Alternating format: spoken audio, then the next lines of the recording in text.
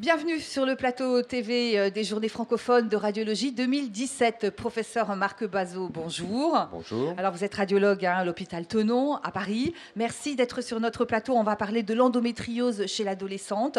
Pendant de nombreuses années, l'endométriose en fait a été, j'allais dire, méconnue, non médiatisée. Vous vous êtes intéressé à ce sujet depuis de nombreuses années. Où est-ce qu'on en est aujourd'hui? Peut-être qu'en préambule, on peut rappeler ce qu'est l'endométriose et la prévalence. Je crois que ça me paraît bien effectivement de rappeler ce que c'est que l'endométriose. L'endométriose, vous savez, c'est une maladie très fréquente qui consiste à l'implantation de tissu endométrial qui vient de l'utérus ailleurs dans la cavité pelvienne. Les cellules de l'endomètre s'implantent et vont se développer chez certaines patientes.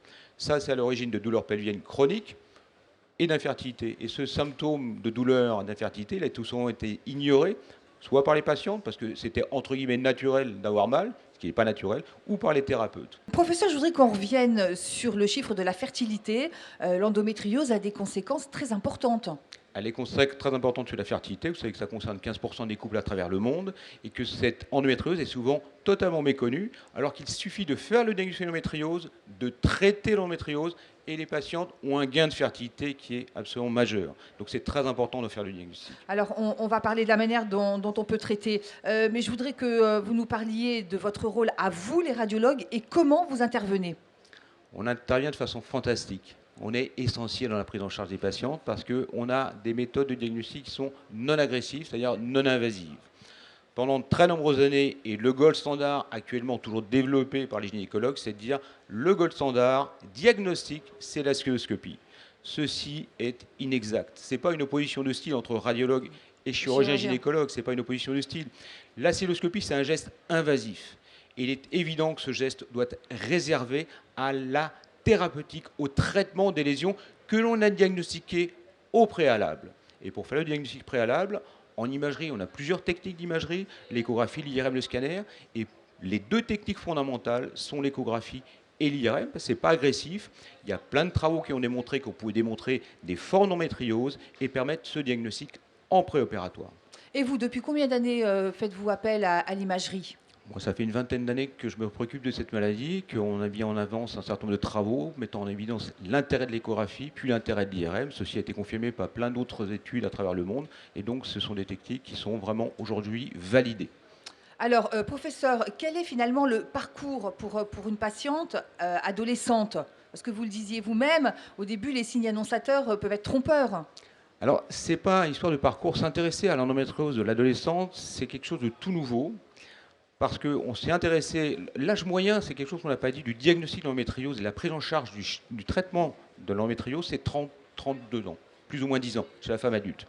Or, depuis quelques années, on s'aperçoit qu'il y a des jeunes filles qui souffrent très tôt.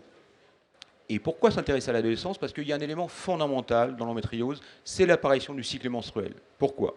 Parce que le cycle menstruel est responsable de deux choses. Les menstruations, c'est-à-dire l'évacuation du sang menstruel normalement par les voies naturelles, et aussi ce qu'on appelle le reflux tubaire. Cette théorie du reflux tubaire, c'est ce qu'on appelle la théorie de la régurgitation tubaire. Ça a été décrit en 1921 par un auteur qui s'appelle Sampson, et c'est à l'origine de la maladie. S'intéressant au sang, à ce sang menstruel, il y a aussi un autre intérêt, c'est que récemment, il y a des auteurs belges de l'équipe de Leuven qui ont en évidence l'intérêt du saignement utérin néonatal.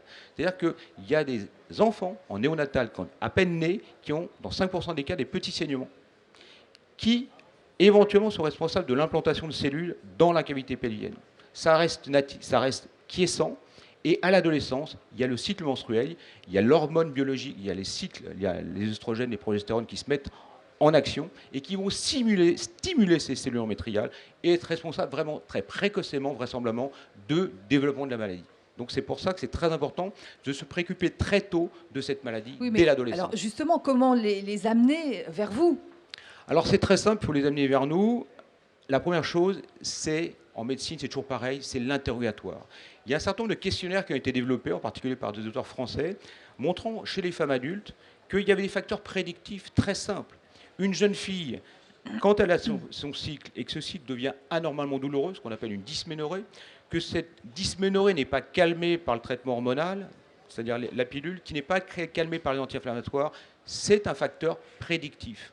Quand ces jeunes filles ne vont pas à l'école en période de règles, ça ne pas normal. Donc on a certains facteurs ou en particulier ces jeunes filles ont des mères ou des sœurs qui ont elles-mêmes une endométriose. C'est des facteurs d'alerte.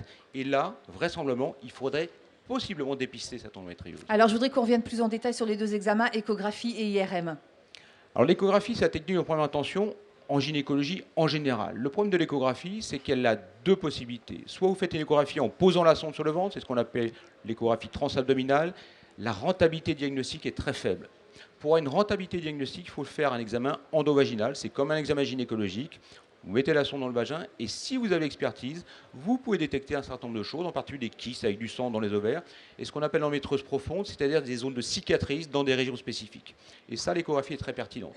Le problème de l'adolescente, c'est que vous ne pouvez pas forcément faire l'endovaginal parce que la virginité, c'est un élément fondamental. Donc, c'est un élément important. L'IRM, c'est un examen qui est non agressif et qui permet, là encore une fois, quand on a appris les signes, à détecter beaucoup de choses. Et il y a des choses qui sont clairement démontrées, c'est les kystes qu'on appelle endométrioses, c'est-à-dire les localisés sur les ovaires, et ce qu'on appelle l'endométriose profonde. Donc l'IRM, il va falloir vraisemblablement la recommander chez ces patientes ciblées pour détecter précocement l'endométriose. Donc ça veut dire qu'à partir du moment où le diagnostic est fait, vous continuez à suivre les patients. Je pense qu'il y a un suivi, une surveillance. Il y a une surveillance. C'est évident que, premièrement, l'étape fondamentale dans cette maladie, c'est qu'on ne connaît pas les formes de passage entre ce qu'on appelle les formes minimes, qui sont présentes chez l'adolescente, et les formes sévères qu'on retrouve chez les femmes à l'âge adulte. Le problème de cette maladie, je vais prendre une image qui est très symbolique. L'endométriose évoluée, c'est comme un cancer bénin. C'est-à-dire que ça peut envahir la vessie, ça peut envahir le vagin, ça peut envahir le rectum. C'est responsable de temps en temps de chirurgie excessivement mutilante. Et pour un chirurgien qui opère, c'est absolument dramatique. Il faut éviter le développement de ces formes-là, donc il faut intervenir précocement. Et c'est à nous radiologues de dire il y a des arguments pour traiter, et après c'est aux gynécologues de trouver les thérapeutiques adéquates pour traiter. Ben écoutez, merci beaucoup, professeur Marc Bazot. Ce sera le mot de la fin. Merci d'être venu sur notre plateau. Merci à vous.